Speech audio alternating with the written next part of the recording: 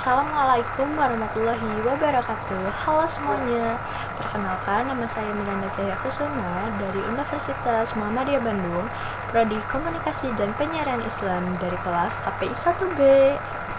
Di sini saya akan menjelaskan atau memaparkan perkembangan Islam dan budayanya pada masa kemerdekaan hingga masa reformasi dari tahun 1950 hingga 1998. Dengan dibuatnya video ini menjadi tugas pengganti UAS mata kuliah Sejarah Peradaban Islam.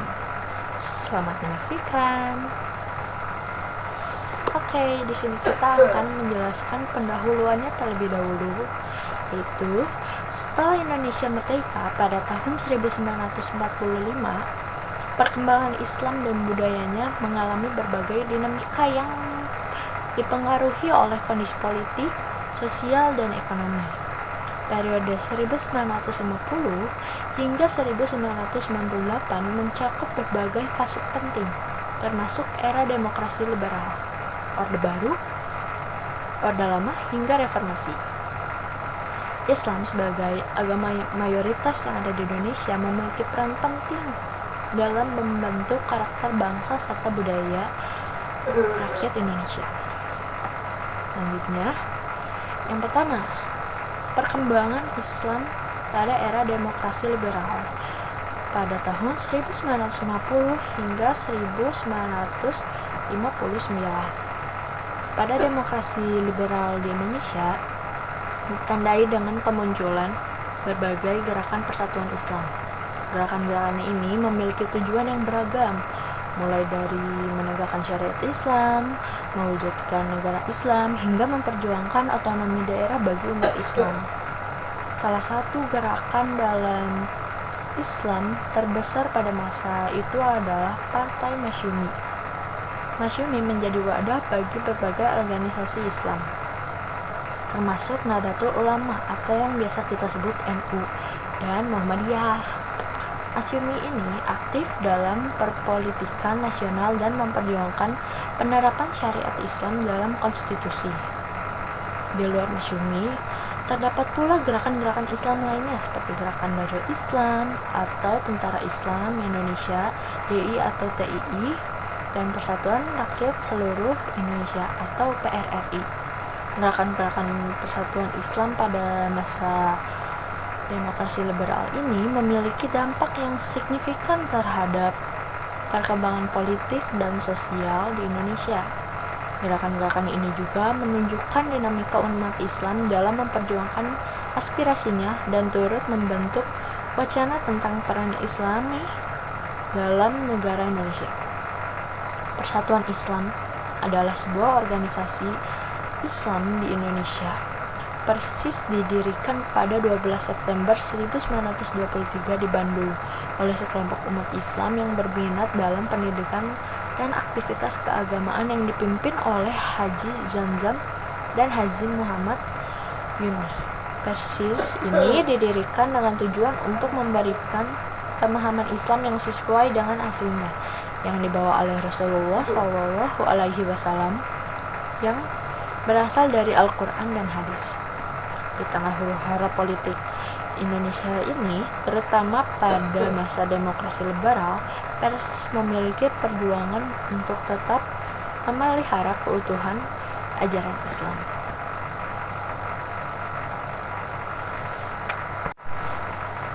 Oke, lanjut yang kedua itu perkembangan Islam pada Orde Lama 1959 hingga 1966.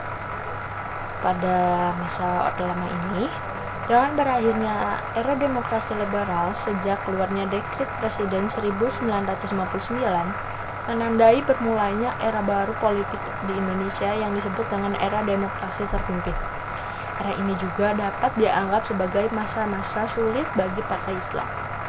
Setelah mengeluarkan dekret, Soekarno yang sudah terobsesi untuk menjadi penguasa mutlak di Indonesia memaksa pembubaran Partai Masyumi pada tanggal 17 Agustus 1960. Pemberlakuan demokrasi terpimpin ini oleh Soekarno ternyata menimbulkan respon yang beragam dari kalangan partai Islam. Era demokrasi terpimpin ini juga yang berumur hingga pada bulan September 1965 ini menjadi atau bisa membagi menjadi dua periode, yaitu periode kristalisasi hingga Desember 1960 dan periode kolaborasi hingga pecahnya pemberontakan G30 SPKI di tahun 1965. Periode kristalisasi ini juga ditandai dengan pemilihan kawan dan lawan, pendukung dan oposisi terhadap kebijakan Soekarno tersebut. Sementara periode kolaborasi ditandai dengan kerjasama partai-partai Islam yang ikut bersama demokrasi terpimpin, termasuk dengan komunis yang merupakan salah satu pilar penyangganya. Pada masa Orde Lama ini, kekuatan politik umat Islam banyak dirugikan oleh kebijakan Soekarno. Kebijakan itu juga terutama berkaitan dengan sistem demokrasi terpimpin yang diberlakukan, sebab sistem ini memberikan keleluasaan lebih besar kepada Partai Komunis Indonesia atau PKI untuk bergerak dan menguasai panggung politik nasional. Juga kebijakan Soekarno tentang keputusan membubarkan Masyumi pada tahun dan bulan Agustus 1960.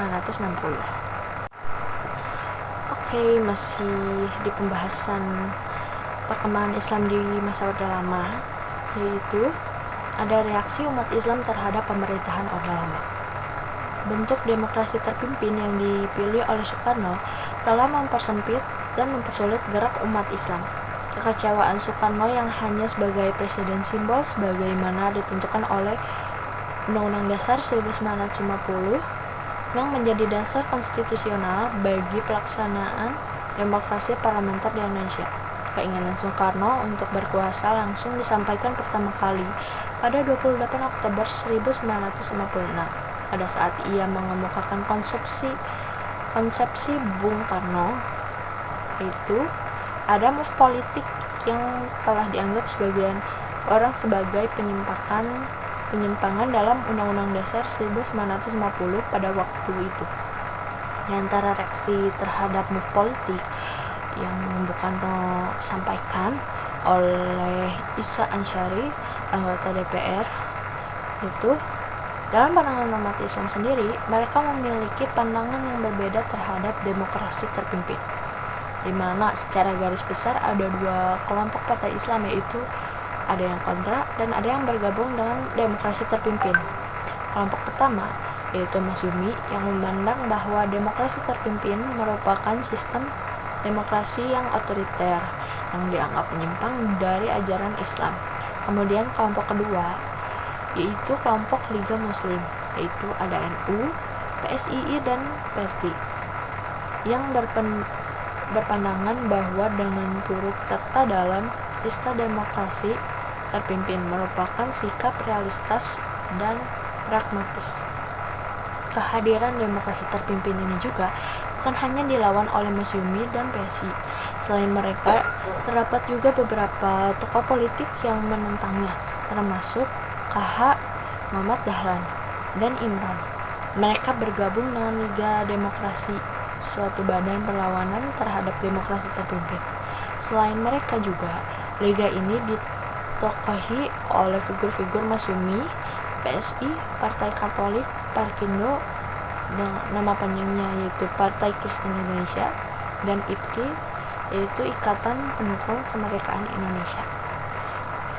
Lanjut yang ketiga, yaitu perkembangan Islam pada masa Orde Baru di tahun 1966 hingga 1998. Nah, pada masa pemerintahan Presiden Soeharto, Islam mengalami perubahan besar.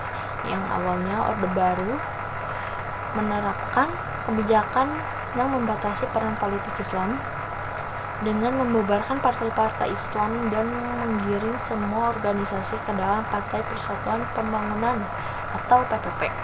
Namun menjelang akhir pada masa Orde Baru, pemerintah mulai akomodatif terhadap Islam. Perkembangan lain dalam budaya Islam meliputi yang pertama, berdirinya berbagai organisasi Islam seperti ICMI atau Ikatan Cendekiawan Muslim Indonesia pada tahun 1990 yang memperjuangkan peran intelektual Islam dalam pembangunan bangsa. Kedua, munculnya banyak media Islam seperti majalah Panji Masyarakat dan Republika. Yang ketiga, maraknya gerakan dakwah Islam dan tumbuhnya pesantren modern. Dan yang keempat, perkembangan busana muslim dan tren budaya Islami yang semakin diterima oleh masyarakat. Dan yang terakhir, yang keempat, yaitu perkembangan Islam pada masa reformasi tahun 1998 hingga sekarang. Setelah kejatuhan Soeharto, di era reformasi ini membawa kebebasan yang lebih besar bagi umat Islam dalam berbagai aspek kehidupan. Beberapa perkembangan utama yaitu antara lain kebangkitan kembali partai-partai Islam seperti Partai Keadilan Sejahtera atau biasa kita sebut dengan PKS, dan kedua ada PBB, Partai Bulan Bintang, dan lain-lain. Kedua, maraknya gerakan dakwah baik di kampus maupun di masyarakat umum. Yang ketiga, meningkatnya kebebasan berekspresi dalam budaya Islam, termasuk dalam seni, media, dan literasi Islam. Dan yang terakhir, peningkatan jumlah sekolah Islam terpadu yang menggabungkan pendidikan agama dan ilmu umum. Dan dapat saya simpulkan, perkembangan Islam dan budayanya di Indonesia dari masa kemerdekaan hingga masa reformasi mengalami berbagai tantangan dan perubahan dan keterbatasan dalam politik hingga kebangkitan intelektual Islam. Islam juga tetap menjadi bagian tak terpisahkan dari kehidupan masyarakat Indonesia, karena Islam di Indonesia itu sendiri menjadi agama yang sangat mayoritas orang Indonesia anut. Dengan terus berkembangnya dakwah dan pendidikan Islam, pengaruh Islam juga dapat menjadi budaya dan kehidupan sosial itu menjadi semakin menguat di era modern saat ini. Baik, mungkin cukup segitu penjelasan yang bisa saya sampaikan mengenai perkembangan Islam dan budayanya pada masa kemerdekaan hingga reformasi. Mohon maaf apabila masih kurang dalam penyampaiannya. Wabillahi taufiq wal hidayah. Wassalamualaikum warahmatullahi wabarakatuh.